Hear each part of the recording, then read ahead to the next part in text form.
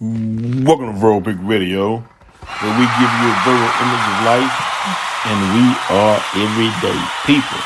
I'd like to welcome you all to the show. Propaganda is war. Speeches, words can be considered an act of aggression if you understand wartime and wartime tactics. Now, you have the freedom of speech, but are you ready for the consequences of that freedom of speech? And if you are afraid and you're not ready for the consequences of telling truth to powers, then you don't want to be free. As the saying goes, freedom ain't free. There's always a price for freedom. That's why you have greats, or that's how those who stand up become great. You can say Colin Kaepernick, Muhammad Ali, Farrakhan, Malcolm X, Garvey, Elijah Muhammad. Yes, Grandmaster Jay. I'm going to tell you why. I'm going to play to you all the speech, right, that he gave. I was there in attendance, Lafayette, Louisiana, Park San Suchi, and I hope you all can hear this well. Let me play it so you all can understand what I'm talking about. Somebody said they wanted to make America great again. Nah. What they meant by make America great was when it was great for them, but fucked up for you. I can't remember a time in this country when it was great for us. Let me see. Was it great during slavery? Hell no. Was it great during Reconstruction? Hell no. They burnt all our shit down. Was it great during Jim Crow? Nah, we couldn't even come in the front door. Was it great during the 70s when we started to get our shit together? Nah, because then they hit us in the 80s with crack. Maybe it was in the 90s when everything was great because they figured out how they could make money off our rap music and turned it into some negative shit that brainwashes our kids now. And some of y'all ain't got no goddamn morals because you programmed by the music that's not controlled by us. Maybe it happened in 2000 after 9/11 and they snatched all our goddamn liberties and now they tell you when to go to bed, when to wake up, what you can and can't do. Maybe it was dead. No, it wasn't dead either. Maybe it was shit it never was. Maybe it was shit it never was.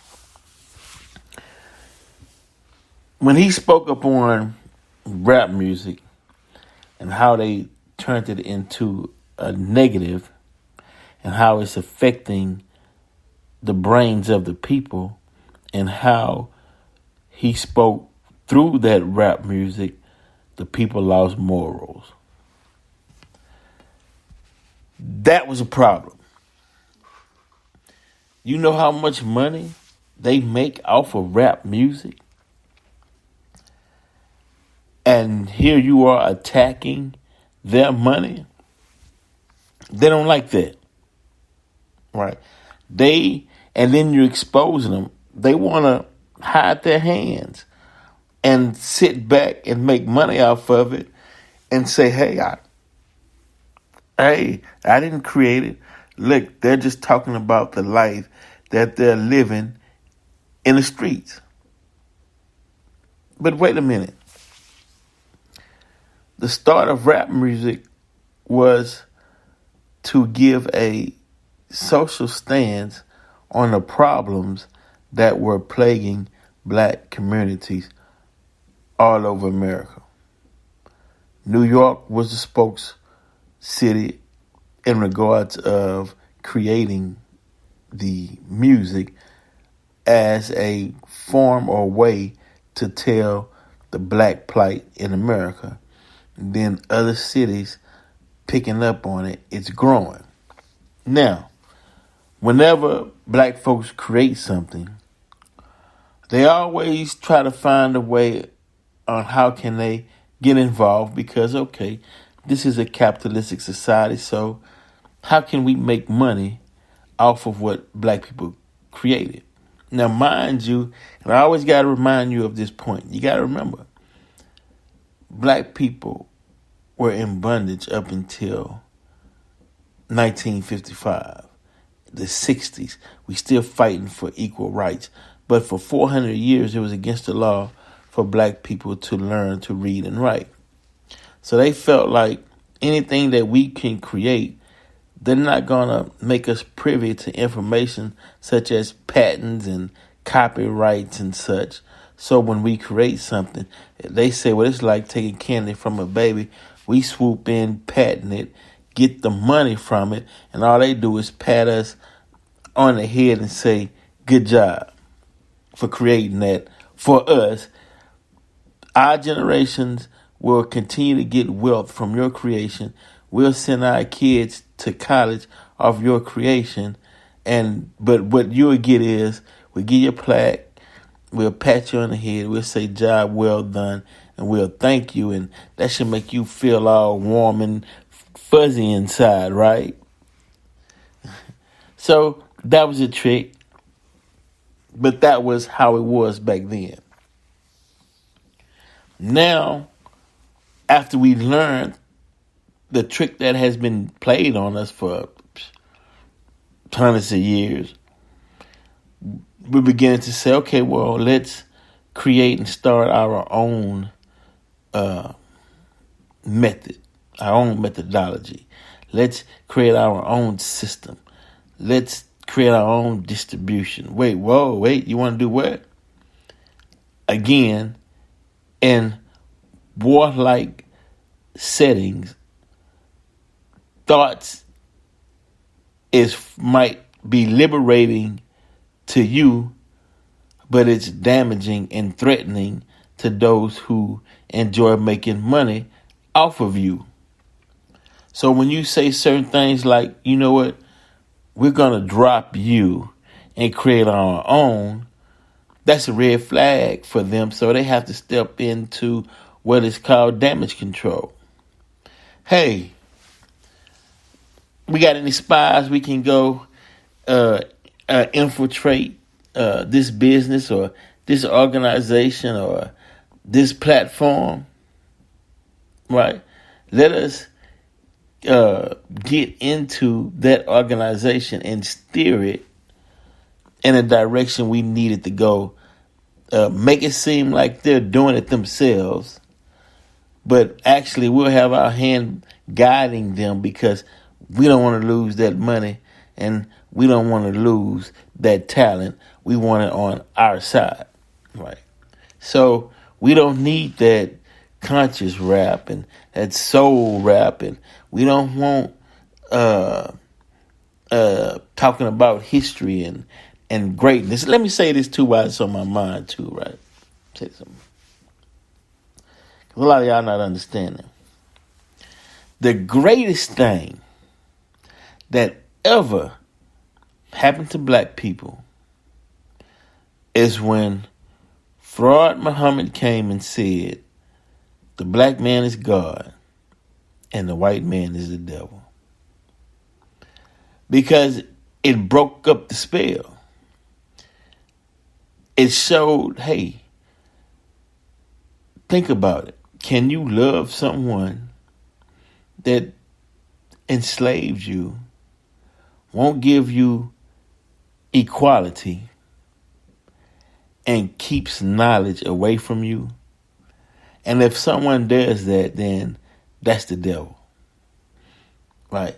Because knowledge is uplifting and freeing. So when you pour knowledge back, you're being a devil. Now, why did he say the black man was God? Well, because the black man was the original man and the original creator. Melanin produced out of triple darkness. Right. I just had to say that because it ties in. It's in this universe now. It's in the talk. It had to be said, right? Right. So back to NFAC. Now NFAC, of course, scared a lot of white people seeing a lot of black men in a formation with guns that resembles a military look. But you got to realize, war and rumors of war and always warring. White folks been warring since the Caucasus Mountains. They've been warring since the barbarians and the Vikings and the Visigoths and the Norsemen and all those dramatic tribes. Odin is the god of war. All right. So it's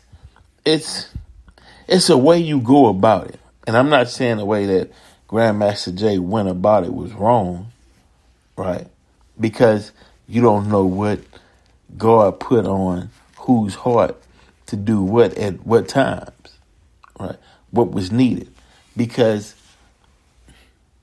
if they can extract our talent and hide us away and come out in the public and act as though they were the originators and get away with it, they wouldn't have a problem with that.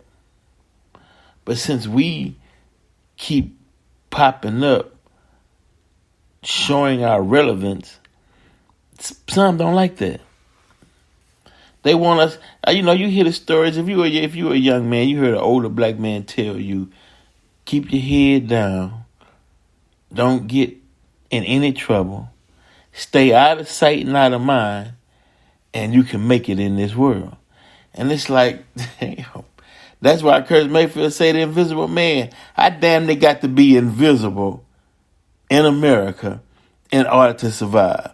What the hell kind of life is that? Right? But that's what they're saying.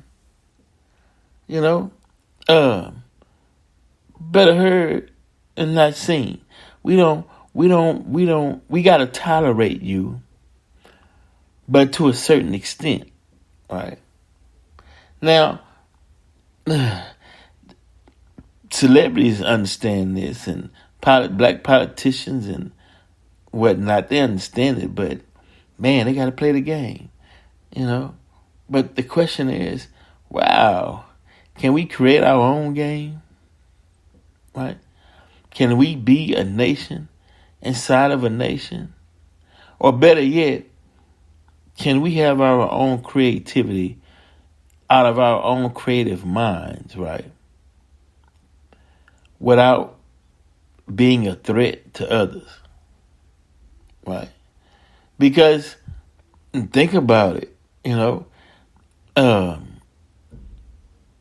black excellence paves the way for others. They don't want to let go of that black gold, and we don't know how to get out from up under them at the time.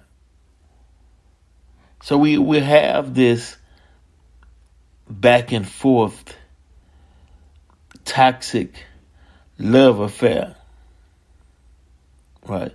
But it only serves one, and the other one comes out of it like a battered spouse, just beat up, right?